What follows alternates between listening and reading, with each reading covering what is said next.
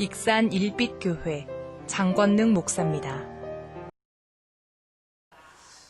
네, 오늘 역사적인 2020년 11월 1일 첫날 첫 주 귀한 예배에 믿음으로 달려나오셔서 하나님 앞에 예배하는 우리 사랑하는 성도님들 한 분 한 분에게 주님을 바라보시고 살아가는 그 행복이 하늘의 문이 열려져서 우리에게 주시는 평강과 사랑과 세상을 이기는 담대한 꿈이 이루어지는 축복의 주인공들이 다 되시기를 주의 이름으로 축복합니다.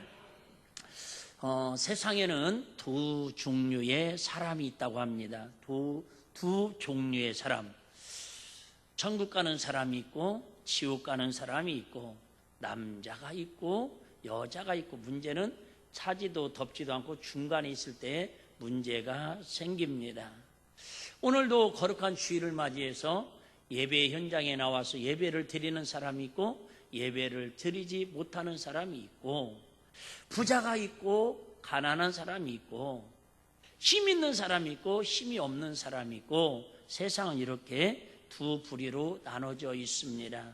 특별히 오늘 본문은 꿈을 가진 사람이 있고 꿈을 갖지 않고 살아가는 사람이 있습니다.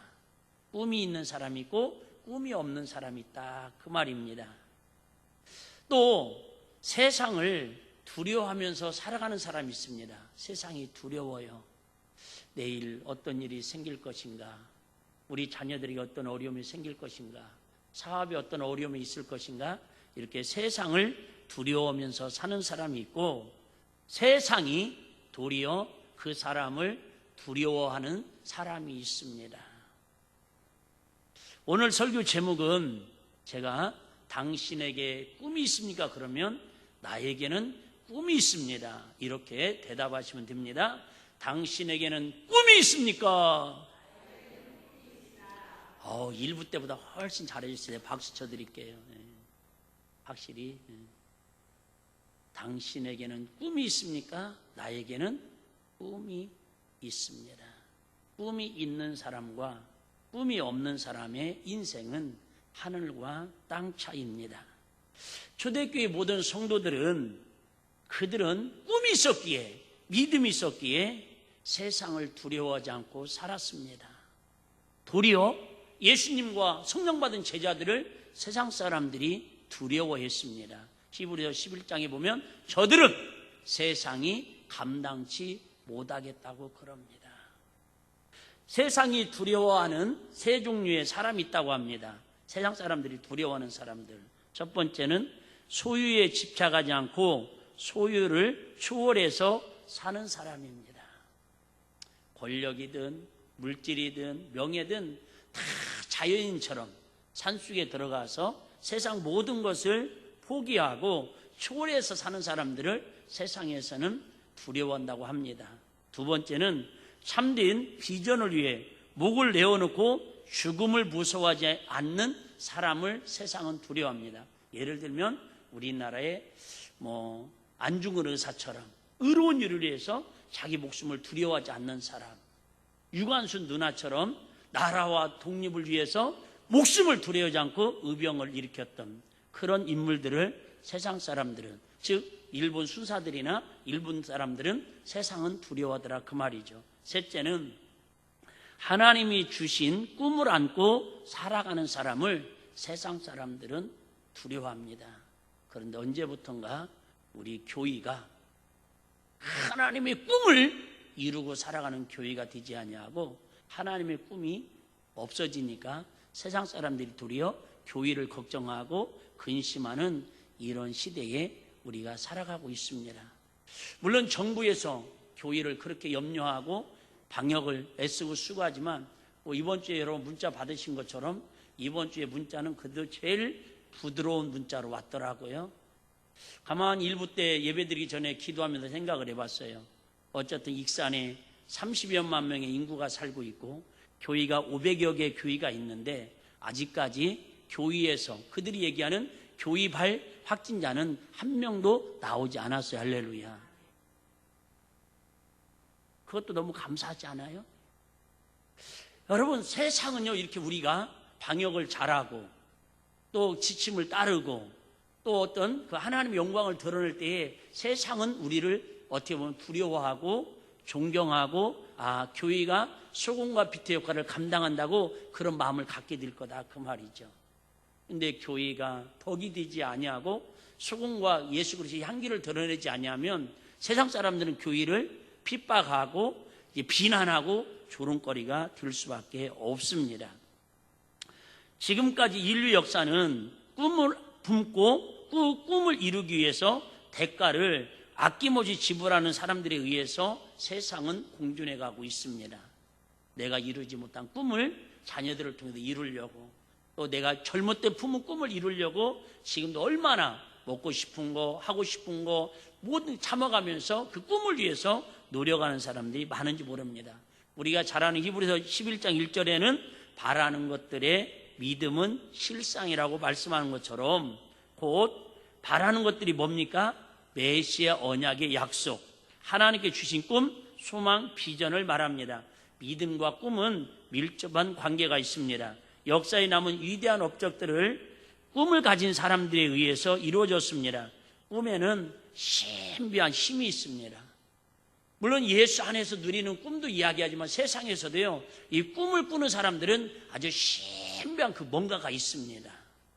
역사를 창조하는 능력이 있고 꿈이 없는 사람은 성공할 수 없습니다. 꿈이 없는 개인도 결국은 망할 수밖에 없습니다. 오늘 본문에는 그 수많은 인물 중에서 꿈에 대해서 가장 정확한 예수님과 메시아 하나님 나라를 예표하고 있는 인물이 바로 요셉이라는 인물입니다. 좀 더 연구를 해봐야겠지만 아마 성경 역사에 창세기 50장 중에서 37장부터 오늘 본문부터 50장까지 무려 14장에 걸쳐서 요셉의 생애를 기록하고 있습니다. 아마 제가 알기로는 거의 성경에 요셉 인생만큼 성경을 많이 할애해서 기록한 사람도 드물 정도로 많은 부분을 강조하고 있는데, 요셉은 딱 한마디로 말하면 어떤 사람이다? 꿈꾸는 사람이었고 꿈의 사람이었고 그 꿈을 이루고 살다가 하나님 앞에 간 사람이라는 거예요. 요셉 꿈꾸는 사람. 우리 일백교회 사랑하는 성도님들이 11월 한 달 동안 남은 생애를 하나님의 꿈을 꾸며 살아갈 수 있는 행복자들이 되시고 가슴이 설레이며 심장이 뛰는 그런 인생을 살아가는 주인공들이 되시기를 바랍니다. 바로 요셉은 꿈꾸는 청년이었죠. 물론 청년이라고 하기도 뭐합니다. 요즘으로 말하면 고3 정도 17살이었으니까요. 근데 요셉은 이 꿈을 꾸기 전까지는 그렇게 특별한 사람이 아니었습니다. 아시는 것처럼 요셉의 어머니는 누구였어요? 라헬이었습니다. 요셉이 아주 어릴 때, 한 2-3살 때 그 동생 하나 있는데 베냐민을 낳다가 엄마가 출산 후유증으로 일찍 죽고 맙니다. 그런데 어느 날 요셉에게 하나님께서 2번씩이나 꿈을 주십니다. 오늘 읽었던 내용이 그런 내용이죠. 어느 날 요셉이 잠을 자는데 볕단이 일어나가지고 10명의 형들이 있습니다. 10명의 형들이 볕단 일어나가지고 자기는 11번째입니다. 막내 베냐민이 있고. 그런데 다 자기한테 절을 합니다. 여러분, 세상은 크게 2가지입니다. 꿈꾸는 게. 절을 하느냐, 절을 받느냐. 복이 뭐예요? 무릎 꿇다, 그런 뜻입니다. 복이 뭐라고요? 무릎 꿇는다. 그러니까 새해 복 많이 받으세요. 무릎 꿇지요. 그러면 복을 빌지요. 그러면 세뱃돈을 주지 않습니까? 성묘를 왜 해요? 절을 하는 겁니다. 그것처럼 인생은 2종류의 사람이 있습니다. 절을 받느냐, 절을 하느냐. 절을 받느냐, 절을 하느냐. 그런데 당연히 요셉이 동생이니까 형들한테 절을 하고 부모님에게 절을 해야 하는데 형들이 자기한테 일어나서 절을 합니다. 그런데 꿈을 꿨으면 입 다물고 있어야 하는데 입이 방정이라고 이 꿈 얘기를 형들한테 무용담으로 막 자랑을 합니다. 그러니까 형들이 기분이 좋겠어요? 안 좋겠어요? 안 좋지요. 여러분 아시는 것처럼 야곱은 부인이 몇 명이에요? 4명입니다. 레아, 라헬, 그 몸중에 있던 실바와 비라라고 하는 어쨌든 하여튼 다양 복잡한 가문이에요. 그래서 자녀들은 몇 명이에요? 총 13명이에요. 남자들이 12이고 딸 하나가 있는데 디나라고 하는 딸이 있습니다. 나중에는 이 디나라는 딸을 세겜의 족장들이, 세겜 사람들이 강간을 합니다. 그에 분노해가지고 이 형제들이 쫓아가가지고 아주 다 말살시킬 정도로 막 엄청난 피를 불을 일으키는 그런 사건이 일어납니다. 어떻게 보면 지금 요셉이 꿈꾸기 이전까지 이 집안은요 정말로 하루도 마음 편할 바람 잘 날 없는 아주 싸우고 분쟁하고, 야 임마 니네 엄마가 누구냐, 니네 내가 임마 장자요, 내가 더 사랑하는 뭐 하여튼 말할 수 없는, 우리가 상상할 수 없는 성경의 믿음의 가문이라고 할 수 없을 정도의 다양 복잡한 문제를 가정이 갖고 있습니다. 안 그러겠어요? 생각을 해봐요. 성격들은 얼마나, 여러분, 성격들이 얼마나 와일드하고 거친지 모릅니다. 분노가 막 마음에 그냥 불만이 가득 차 있습니다. 누가 건드리기만 하면 막 폭발합니다. 그런 상황에서 드디어 꿈을 하나님이 요셉에게 꾸게 하셨습니다. 꿈 얘기를 합니다. 그 라이도 미워 죽겠는데 무엇이요? 야, 우리가 너한테 다 절을 한다고? 여러분 아시죠? 세상의 모든 조직은, 모든 것은 꿈을 꾸고 사는 사람들은 그 꿈을 이루는 목적이 뭐예요? 누군가로부터 절을 받으려고. 여러분 왜 대통령이 되려고 그래요? 다 그 앞에 절을 하잖아요. 이번에도 여러분 청문회하면서 국정감사하면서 뭐 얘기하려고 한 것도 아니지만은 제일로 이슈됐던 것 중에 하나가 지난주가 뭐였어요? 내가 너의 부하냐 아니냐. 결국 그게 뭐예요? 내가 이렇게 여성으로서 법무부 장관까지 꿈을 이뤘는데 검찰총장이 무릎 꿇어야지, 절을 해야지 왜 말을 안 듣냐 이거잖아요. 아니 제가 정치적인 의도를 배려하는 게 아니라 설교를 얘기하는 거예요. 오해하지 마시고요. 모든 관심사는 회장 왜 들려고 그래요? 왜 회사 사장님이 들려고 그 꿈을 위해서 애쓰고 합니까? 결국은 직원들한테, 임직원들한테 아침에 출근할 때, 그죠? 회장님 오셨습니까? 절 받으려고. 절 받으려고. 세상의 모든 꿈은요, 권력이나 명예나 물질이나 출세나 다 절 받으려고. 그런데 그 절 받는다는 건 내가 당신의 뭐예요? 부하라는 거예요. 그러니까 막 형제들이 분노가 일어나서 막 핍박을 합니다. 그런데 이번에 하나님께서 그러시면 정작 참작을 하셔가지고 그라이도 엄마 잃고, 그래도 다른 형제들은 지금 엄마라도 계시잖아요. 근데 요셉은 엄마도 안 계셔. 어린 나이에 이제 17살인데. 그런데 하나님이 또 꿈을 꾸게 하십니다. 이번에는 가관이라더니 갈수록 더 가관이라더니 세상에 이번에는 해와 달, 엄마 아빠까지여도 다 자기한테 절을 하는 거예요. 이번에 심지어 누구까지도, 아버지까지도 그를 미워하고 책망하고 혼냅니다. 이게 오늘 본문의 이야기입니다. 기독교 시인으로 유명한 용혜원 목사님이 이런 시를 썼다고 그래요. 우리 문학의 밤 어렸을 때 추억으로 돌아가셔서 여러분들은 눈치껏 딱 음률을 맞춰가지고 여러분들은 꿈을 가져라. 이렇게만 뒤 음률을 좀 맞춰주시길 바랍니다.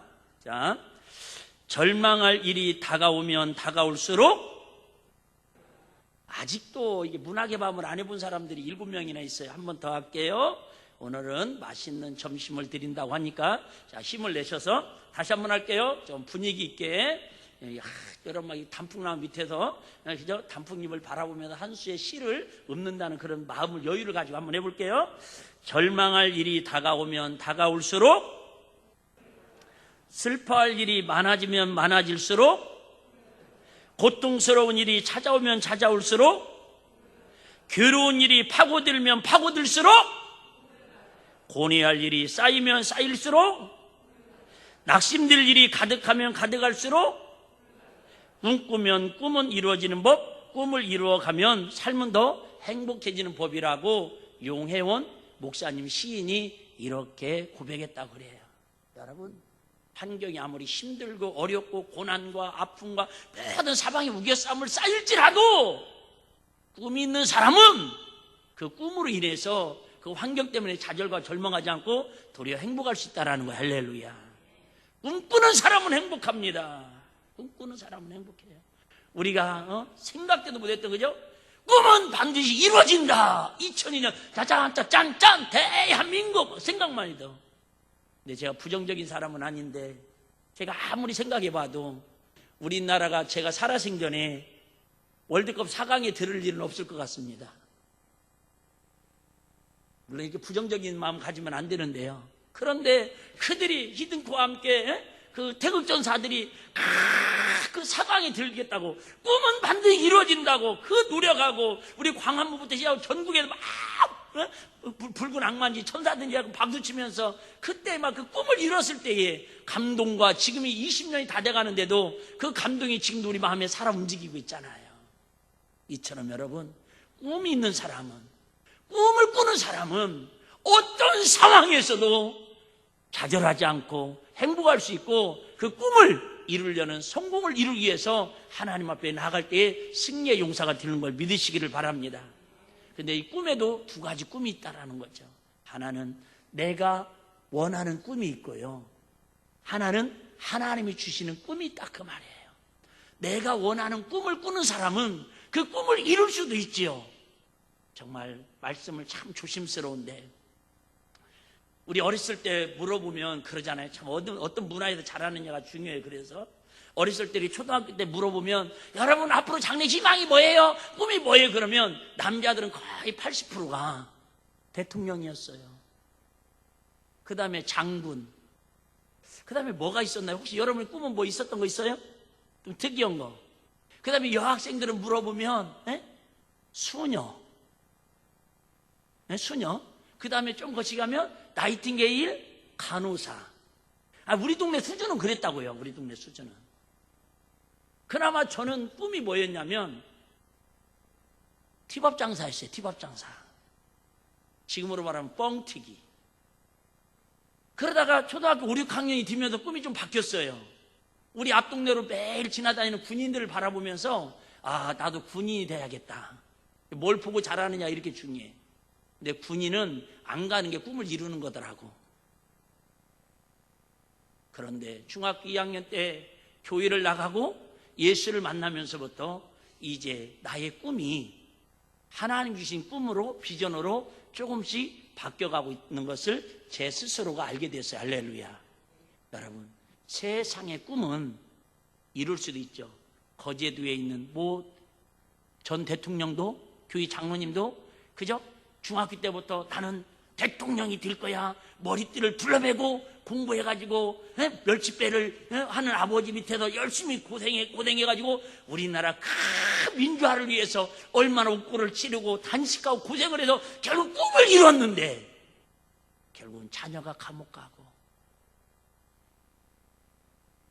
우리 존경하는 우리 존경하는 전 대통령께서도 다리를 고통당하고 일제로 일본어로 망명당하고 고통 그 욕구를 치르면서도 그 대통령의 꿈을 이뤘는데, 그럼 그 자녀는 국회의원으로도 지금 탈당하고 지금 난리가 났잖아요. 우리 한국에서 가장 유명한 장로교회라고 할 수 있는 소망교회, 그 교회 장로님이셨던 분이 서울시장 하면서 뭐라고 얘기했습니까? 나는 하나님께 서울시를 봉헌하겠다고. 나는 그 소리 듣고요 막 심장이 벌렁벌렁했어요. 나도 모르게 꾹 찍었잖아요. 그렇게 해서 그토록 원하는 대통령의 꿈을 이뤘는데 지금은 어떻게 됐어요? 79세인가요? 나이에 17년 받아가지고 내일 또 구치소에 가야 한대요. 왜 그래요? 여러분, 내가 원하는 꿈은처럼 이루기 위해서 그 힘든 여정을 거쳐서 이뤘다 할지라도 대부분은 말로가 좋지가 않더라, 그 얘기예요. 여러분, 경제인들은 말할 것 없잖아요. 권력자들은 더 말할 것 없잖아요. 그런데 하나님이 주신 꿈을 꾸는 사람은 그 과정조차도, 그 여정조차도, 그 열매조차도 너무너무 보람띠고 아름다운 은혜가 있는 걸 꼭 기억하시기를 바랍니다. 여러분, 우리 세상의 꿈도 버리라는 게 아니라 우리는 요셉처럼 하나님이 주시는 꿈을 꾸는 믿음의 사람이 되시기를 주의 이름으로 축복합니다. 자, 그러면 요셉은 어떤 꿈을 꾸었을까?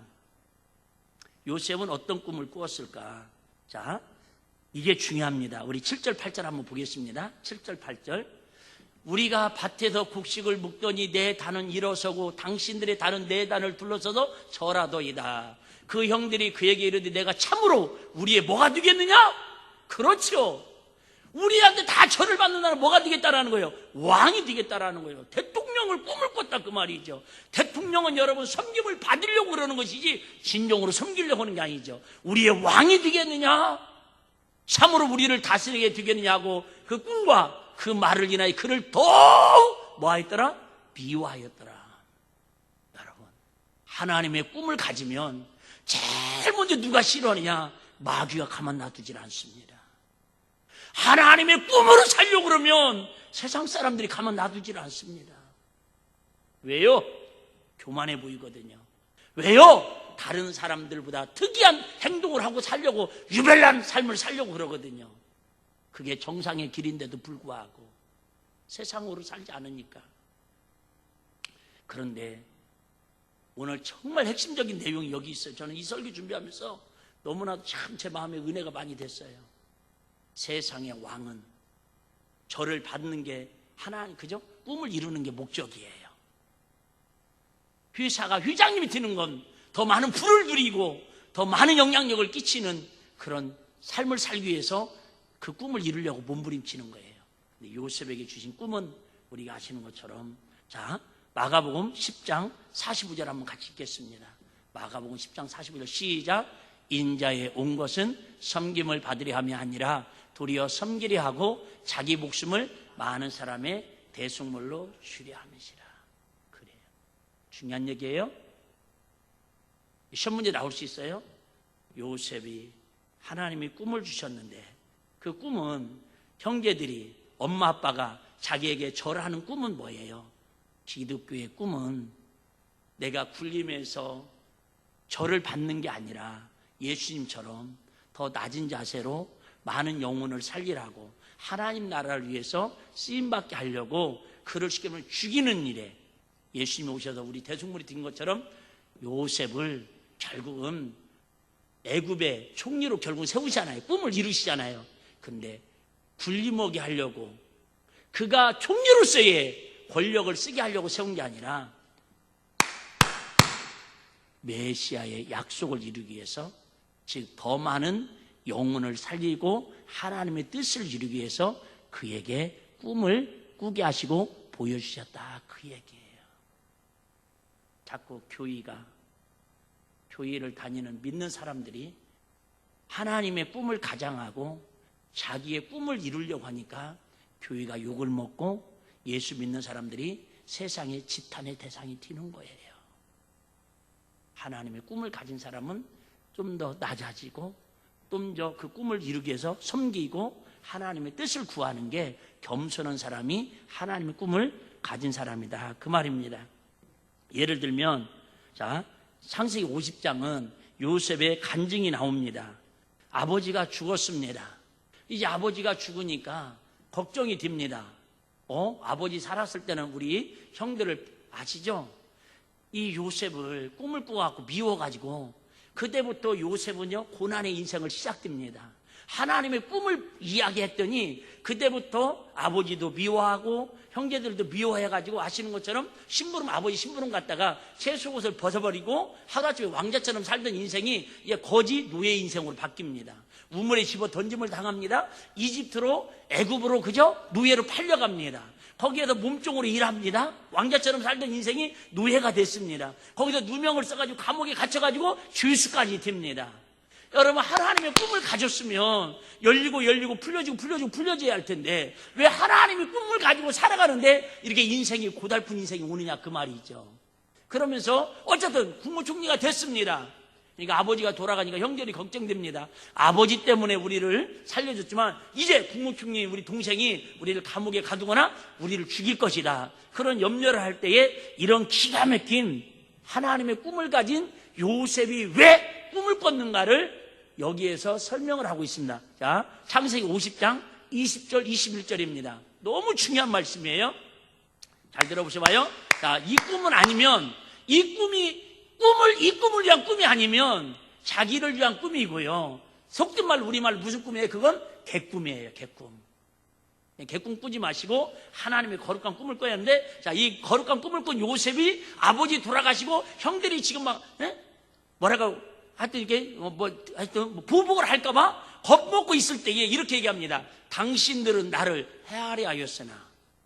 진짜요, 죽이려고 그랬습니다. 하나님은 그것을 뭘로 바꾸사? 선어로 바꾸사 우리와 같이, 자, 제일 중요한 거예요.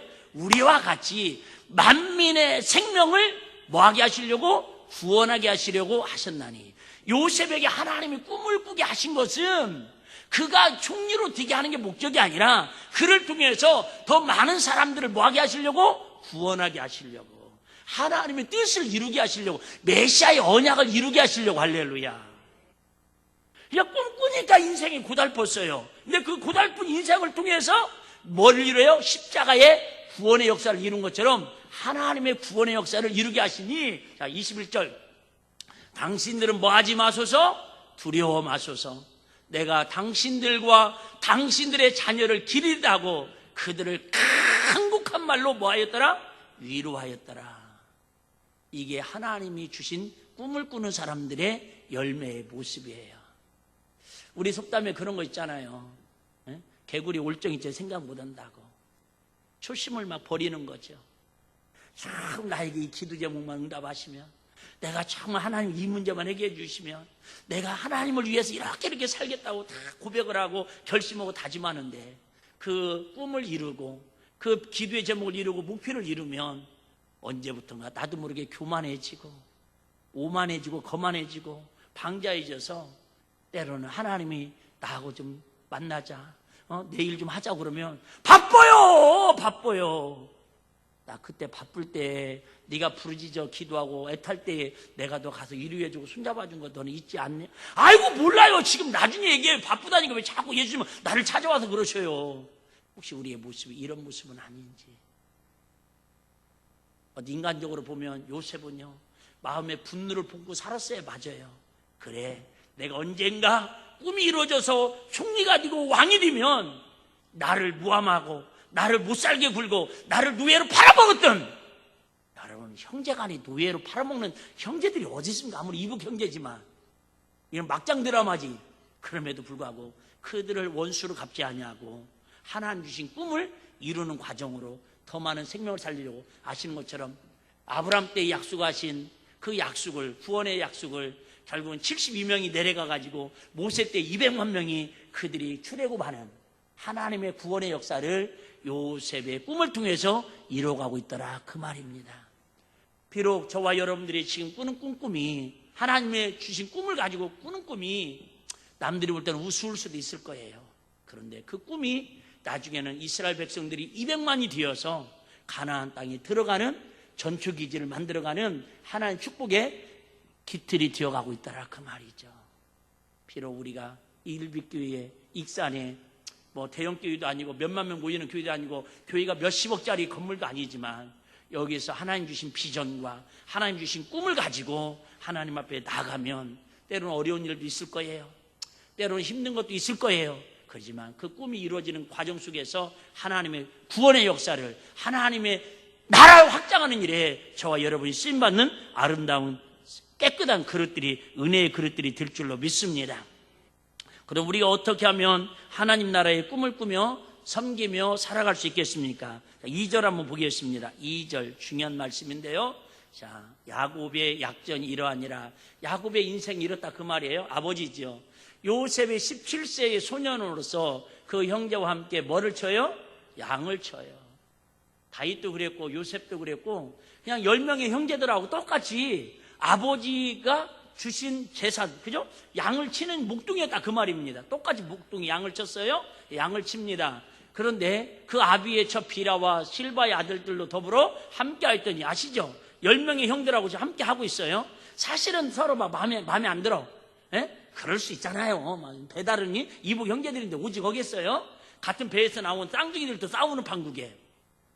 그래서 막 더불어 그냥 우리 사는 모습하고 같다 그 말이에요. 나는 이게 참 위로가 되는 게, 야, 믿음의 조상 아브라함의 아들이고 또 야곱의 가문인데도 불구하고 이렇게 집구석이 하루도 편할 날이 없어. 혹시 여러분 집에 막 너무 힘들고 막 어려운 일 있으면, 아, 우리도 믿음의 가문을 만들어가는 과정이구나, 꿈꾸는 가정이구나, 이렇게 하여튼 용기를 가지셨으면 좋겠고. 자, 함께 했더니 그가, 이게 중요해요. 그가, 누가? 요셉이 누구의 10명의 형들의 과실을 아비에게 고하였더라. 이것 때문에 요셉이 미움을 받기 시작하는 거예요. 바꿔 얘기할게요. 이 사건 때문에 하나님은 12아들 중에서 요셉을 탁 택하셔가지고 그에게 하나님의 비전, 꿈을 이루어가도록 하나님께 그를 깨끗한 그릇으로 쓰시기로 작정하신 거예요. 그가 뭐예요? 그들의 과실을 아비에게 고하였더라. 이 말이 무슨 말이냐면 이런 거예요. 지금 11명이 아버지의 막 양치기를 하는 거예요. 그런데 형들은 틈만 있으면 우리 시골 표현으로 뭐예요? 농땡이를 치는 거야. 때로는 막 좀 각색을 하자면 양 팔아다가, 양 그죠? 팔아다가 그거 가지고 막 맛있는 거 사 먹고 막 나이트도 가고 막 그러진 않았겠지. 막 이런 걸 한 거야. 그러니까 그걸 보니까 의로운 요셉이 용납이 돼야 안 돼요? 안 되는 거야. 그 자기는 그 과실에, 그 잘못하는 일에 같이 합류했다 안 했다? 안 했다, 그 얘기예요. 중요한 얘기입니다.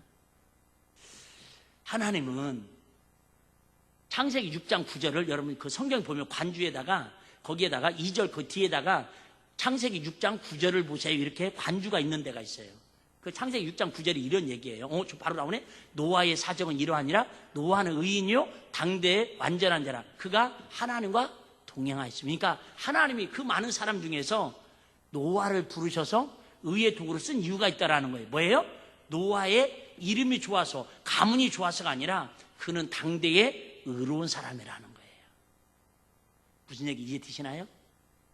그냥 세상이 좋은 대로 살아도, 육신이 원하는 대로 살아도 노아는 절대 하나님 말씀대로 의로운 사람, 오르는 자, 핍박이 와도 환란이 와도 내가 손해를 봐도 하나님 뜻을 위해서 살겠다고 하는 당대의 의로운 자기 때문에 그를 하나님이 방주를 지켜 하셨다, 그 말이에요. 다윗도 그랬고요, 요셉도 그런 거예요. 여러분, 지금 이 시대에 하나님이 그 디모데후서 2장에 보시면 하나님은 어떤 사람을 쓰신다고요? 깨끗한 그릇을 쓰신다는 거예요.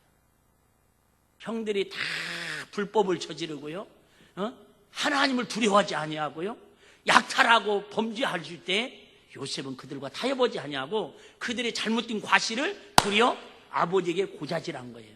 그 고자질한 대가로 채색 옷을 입힘 받았지만은 결국은 그로 인해서 요셉의 인생은 세상 말로 말하면 아주 고난의 길을 걷기 시작합니다. 근데 그게 다 뭘 하기 위해서? 하나님의 뜻을 이루기 위해서, 더 많은 생명을 살리고 민족을 구원하려고 하는 하나님의 구원의 계획표였더라, 그 말이에요. 제가 아까 말씀드렸죠. 저의 꿈은 티밥 장사였고 군인이었어요. 근데 예수님을 만나니까 조금씩 바뀌어가는 거예요. 저는 예수님을 만나지 않았으면 당연히 목사도 안 됐을 뿐더러 아마 나만을 위해서 유토피아를 쌓듯이, 바벨탑을 쌓듯이 아마 그런 인생을 살려고 지금도 부단히, 그죠? 아마 애쓰고 수고하면서 살아갈 거예요. 창세기 39장 9절을 한번 보겠습니다. 요셉을 왜 하나님이 꿈꾸는 자로 부르셔서 헤프림은 12명의 형제들 중에 요셉을 택했을까? 엄마 일찍 여의고 마음에 상처도 많을 텐데, 이 집에는 나보다 큰 이가 없으며, 이것은 보디발 장군의 집에 가가지고 아내가 유혹할 때 그 얘기합니다. 이해하시죠? 이 집에는 나보다 큰 이가 없으며 주인이 아무것도 내게 금하지 아니하였어도 금한 것은 당신뿐이니 당신은 자기 아내임이라. 그러니 내가 어찌 이 큰 악을 행하여 하나님께 득지하리까. 요셉은 우물에 집어 던져도, 누에로 팔려가도, 이렇게 죄를 짓고 누명 써서 감옥에 갔을지라도 부모를 원망하거나 형제를 원망하거나 그 보디발 아내를 원망하지 아니하고 하나님의 꿈을 이루기 위한 여정임을 알았기 때문에 그는 하나님을 두려워하고 살았기 때문에 범죄하지 아니하고 다른 사람과 똑같이 행동하지 아니하고 다른 사람과 죄 짓는 일에 어울리지 아니하고 오직 주님이 원하시는 의로운 길을 걸어갔다, 그 얘기예요. 자, 요즘 유다서를 보면서도 새벽 멤버들에게 꾸준히 강조하지만 우리는 일반으로 얻은 구원이 있어요. 예수의 피로 하나님 자녀된 구원. 근데 그 구원을 마귀는 어떻게든지 지금도 저와 여러분을 넘어뜨리고 택한 자라도 하나님께서 이거 마귀가 우리를 쓰러뜨리려고 가진 모든 걸 다 동원합니다. 거기에서 이기는 유일한 길은요, 하나님의 말씀에 붙들려서 성령 충만함으로 세상이 누가 뭐라고 해도 마이 웨이, 오직 믿음의 주 온전케 예수 그리스도만을 바라보고 가면 비록 거기에 고난의 길이 있고 역경의 길이 있고 좁은 길일지라도 결국 그 꿈을 가진 하나님의 사람은 하나님이 승리하게 하시고 하나님의 영광을 받으시도록 하나님의 역사를 이루어 가신다는 게 성경의 약속임을 기억하시고 믿으시기를 바랍니다. 19절에도 보시면 얼마나 형들이 막 조롱합니까? 야, 이씨 너 꿈쟁이야, 그죠? 서로 이르되 꿈꾸는 자가 오는 데다. 얼마나 비난을 해요. 여러분, 비난 듣는 건 당연한 거예요. 우리 어렸을 때만 해도 우리 동네에 예수쟁이라는 소리가 그래도 있었어요. 너무 교회 열심히 다니니까 아이고 저 양반이 예수쟁이라고. 그런 비난을 받았던 사람들이 여러분 시골집에 한번 가 물어보셔봐요. 그래도 그렇게 신앙생활 했던 부모님들이 여러분 그 자녀들이 그래도 사회에 영향력을 끼치고 잘된 사람이 훨씬 많습니다. 예수쟁이 소리 듣고 자라서 여러분 잘못된 가문 저 본 적이 없습니다. 그때는 진짜 우리 동네에서 제일 찢어지게 가난하고, 우리 동네에도요, 내가 우습게 그 얘기하죠. 우리 집은 고구마 먹을 때 그 집은 하이감자 먹었거든요. 뭔 말인지 몰라요? 우리는 막 쌀밥, 그죠? 7:2 막 이렇게 먹을 때 그 집은 막 9:1 막 보리쌀 삶아가지고 이렇게 위에다가 그렇게 먹었거든요. 근데 여러분, 하나님의 비전과 꿈을 가지고 사는 사람은 하나님이 여러분 세상적으로도 높여주시고 하나님이 복을 주시더라, 그 말이 할렐루야. 근데 우리 목적은 세상의 꿈이 아니라는 걸 다시 한번 강조합니다. 발명왕 에디슨은 이런 말을 했다고 그래요. 천재성은 집요하게 물고 늘어지는 것이라고.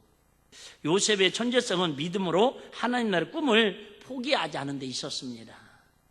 정말 제가 보면 좋은 인재들이 많아요. 정말 신앙의 인재들이 많은데 좀 어려움이 오고 좀 힘듦이 오고 시험이 오면 그 고비를 넘기지 못하고 그냥 포기하는 사람들이 많아요.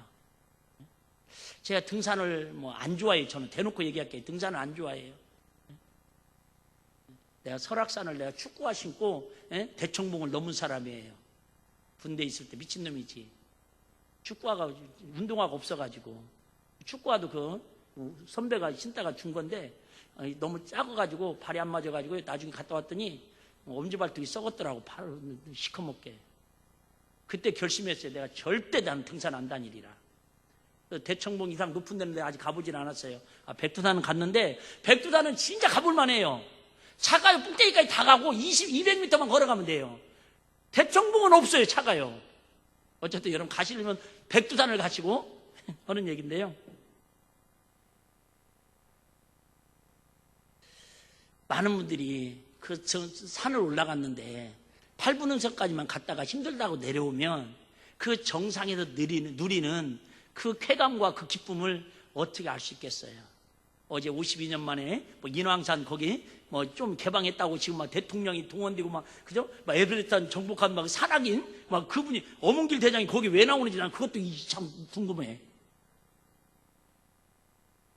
근데 그 어몽길 대장이나 그 허영우 씨나 그 얼마나 많은 사람들이 에베레스트 산 그죠? 100m 좀 더 정복하려고 그 정상을 정복하다가 중간에 베이스 캠프에서 죽은 사람들이 얼마나 많아요.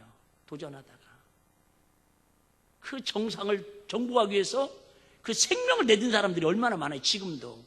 여러분, 하나님이 우리에게 분명 꿈을 주셨어요. 저와 여러분 하나님이 거룩한 꿈이 주신 줄로 믿으시길 바랍니다. 그 꿈을 이룰 때까지 고난이 있어요. 요셉 같은 고난이 있을 수 있어요. 그 꿈이 이루어질 때까지 절대 누가 그러대요. 포기는 배추 셀 때나 쓰는 용어라고. 포기하지 마시고, 김장철이라고 포기하지 마시고 끝까지 하나님 꿈을 이루고 살아가는 저와 여러분 되시기를 바랍니다.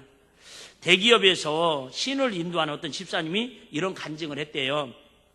직장에서 성공하는 사람은, 자, 여러분 혹시 사회생활에 성공할 사람은 이런 마음을 가지면 성공한대요. 성공하는 사람은 왕같이 생각하고 꿈꾸며 머신같이 일하는 사람이 결국은 요셉처럼 성공하고 승리할 수 있다는 거예요. 생각을 항상 뭐처럼? 왕처럼 생각하고 꿈을 꾸라는 거예요. 그런데 어떤 사람은 매일 꿈만 꾸고 생각을 해. 그리고 뭐는 안 해요? 일은 안 해. 언젠가 이루어지겠대. 안 이루어집니다. 또 어떤 사람은 꿈도 없이 희망도 없이 그냥 죽기 살기로 일만 하는 사람이 있어. 묵군야기 포도의 하루살이처럼. 그런 사람은 참 짐승과 다를 바가 없다 그 말이에요. 우리는 왕처럼 꿈을 꾸고 생각을 하되 우리 삶은 뭐처럼? 머슴처럼. 요즘은 그런 말도 안 하니까 심심한데요. 내가 부교육자들 채용할 때 꼭 하는 말 중에 하나가 있어요. 부교육자라고 대접받으려고 하지 말고 섬김받으려고 하지 말고 항상 교회에 사찰 집사다 생각하는 마음으로 사역을 하면 우리 교회에서 행복하게 할 수 있고, 내가 그래도 목사인데, 내가 그래도 나이가 몇 살 먹은 전사인데 내가 신학을 몇 년 했네, 그러면 힘들 거라고. 여러분, 우리 생각은 꿈은 왕처럼 하시고 우리 교회에 와서도 여러분 은혜는 왕처럼 받으시고 여러분 헌신은 머슴처럼 할 수 있는 저와 여러분 되시기를 주님 축복합니다. 그러면 하나님이 꿈을 이루어 가셔요. 좋은 얘기가 많은데 저도 이분은 저 직접 뵌 적은 없어요. 근데 하도 목사님들이 예화로 많이 쓰는 인물이 있어요. 여러분들도 이름은 들어봤을 거예요. 저는 직접 TV로도 몇 번 못 봤어요. 왜 그러냐면 이분이 미국 분이라 한국 방송에 잘 안 나오더라고. 얘기하면 알 거예요. 오프라 윈프리라고 하는 여자입니다. 흑인 여인이고요. 피부가 시커머니까 흑인이겠죠. 몸무게는 100kg 정도의 아주 거구랍니다. 이 사람은요, 빈민가의 딸로 가난한 흑인 사생아, 아버지가 누군지도 모르게 이렇게 불행하게 태어났답니다. 9살 때에 사촌에게 성폭행을 당하고요, 14살 때 미혼모가 됐답니다. 똑같이 자기 인생처럼 미혼모가 되고요, 막약 복용으로 수감된 전과자였답니다.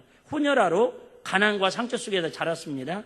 그러나 예수님을 인격적으로 영접하고 성경을 통해 하나님 주신 꿈을 키워갔습니다. 오프라 윈프리는 자신의 꿈의 모델을 모세라고 합니다. 불행한 과거의 자신의 인생이 매일 수 없다며 꿈을 키웠습니다. 뉴욕 타임즈는 오프라 윈프리를 2005년도 미국을 움직이는 가장 영향력 있는 인물 100명 중에 1위로 선정을 했답니다. 진짜 어떻게 보면 비난의 대상, 정죄의 대상, 손가락 받아야 마땅한 사람인데 그 꿈도 희망도 없었던 사람이 예수님을 만나니까 그 꿈을 꿨는데요, 참 제가 너무 좋아가지고 우리 학생들에게 코팅해서 나눠주고 싶을 정도로 이분이 이런 얘기를 했다고 그래요. 그녀는 자신의 인생 철학을 4가지로 정리합니다. 첫 번째, 남보다 더 가졌다라는 것은 축복이 아니라 사명이다. 내가 더 물질을 많이 가졌습니까? 건강을 더 많이 가졌습니까? 권력을 더 많이 가졌습니까? 달란트, 은사를 많이 가졌습니까? 그건 축복이 아니라 누군가를 위해서 하나님의 사역을 감당하는 사명으로 하나님 주신 거라는 거예요. 사명 감당하라고. 참 멋있잖아요. 멋있는 사람은 왜 이렇게 멋있는 말만 하는지 참 그것도 연구 대상이야. 두 번째, 남보다 아파하는 것이 있다면, 자기 과거가 얼마나 아픈 슬프리가 있어요. 남보다 아파하는 것이 있다면 그것은 고통이 아니라 사명이다. 그 남보다 더 아파하는 것까지도 고통이 아니라 사명이다. 남보다 부담되는 것이 있다면 그것은 짐이 아니라 사명이다. 그래요. 교회 일을 하다 보면 다른 사람보다 많이 부담되는 짐이 있을 거예요. 때로는 여러분 직장에서도 예수 믿는다는 그 이유 하나만으로도 부담이 되고 많은 짐이 될 거예요. 어제도 우리 구역장님 몇 분이서 오늘 식사 준비를 하면서 이런저런 얘기가 제 귀에 들려와요. 아이고, 이런 시대에 무슨 밥을 하느냐, 뭐 남편들이 막 교회도 못 가게 하는 상황에서 어떻게 주방에서 좀 밥을 먹느냐, 막 별의별 얘기가 제 귀에 들려와요. 그래도 10단계니까. 그래도 여러분 진짜요, 지금 문자도 그렇게 왔지만 어젯밤에요. 아시는 분 홍대 저기 이태원은요 10만 명 이상의 젊은이들이 모여고 할로윈 축제라고 이 귀신 그죠 축제거든요. 저 난리가 났습니다 지금. 그런데도 목사님이 강단에서 식사하자고 그러니까 부담이 되지만 무거운 짐이지만 우리 같이 주방 청소도 하고 식사 준비하자고 어제도 막 오셔갖고들 애쓰고 그 모습 보니까요 제가 참 마음으로 막 감동이 되고 눈물이 나더라고요. 안 하면 서로 편할 텐데 서로 안 해도 되잖아요. 그런데도 남보다 부담이 되는 어떤 것이 있다면 그것은 부담의 짐이 아니라 하나님의 꿈을 이루는 우리에게 주신 사명이라는 거예요. 할렐루야. 여러분 항상 말씀 우리 예수 믿는 건 편하려고 믿는 거 아니에요. 남보다 부담이 되는 짐이 우리에게 뭐라고요? 사명이라는 거예요. 다니엘 기도에 안 해도 여러분 저한테 누가 뭐라고 할 사람 한 명도 우리 교회는 없습니다. 오늘 저녁부터 시작된 다니엘 기도에도 남들이 지지 않아도 되는 부담이에요. 근데 이 부담이 사명으로 바뀌어지는 사람은 하나님의 꿈을 이루는 사람이다 그 말이에요. 마지막으로 남보다 설레이는 꿈이 있다면 그것은 망상이 아니라 사명이다. 나이가 70이든 80이든 유엘세 말씀했잖아요. 노인들은 꿈을 꿀 것이며 여러분 나이 드실수록 자꾸 요양병원이 어디가 좋다냐 맨날 그거나 정보나 알아보려고 하지 마시고 자꾸 기도하는 꿈을 꾸시기를 바랍니다. 나를 통해서 우리 일비교회가 부흥기는 역사의 현장에 내가 있게 해달라고 그런 기도의 꿈을 꾸시기를 바랍니다. 우리가 하나님 나라의 꿈을 찾고 말씀과 기도로 무장하고 성령님과 함께하면 꿈을 이룰 수 있습니다. 우리는 영혼을 구원한 하나님 나라의 꿈을 꾸며 이루어야 합니다. 그때 우리 인생이 아름답고 행복하고 성공하는 인생이 될 것입니다. 우리 사랑하는 일빛교회가 우리 사랑하는 성도님들이 아무리 코로나가 위기가 올지라도 미선 대통령의 결과가 어떻게 나타날지라도 그저 검찰과 법무부가 어떻게 싸우고 정치 야당 경제가 어떻게 이루어질지라도 우리나라 대통령이 누가 될지라도 우리는 하나님 주시는 꿈을 꾸고 꿈을 이루기 위해서 믿음으로 신감에 살아가는 사명의 사람들이 나와주시기를 주의 이름으로 축복합니다.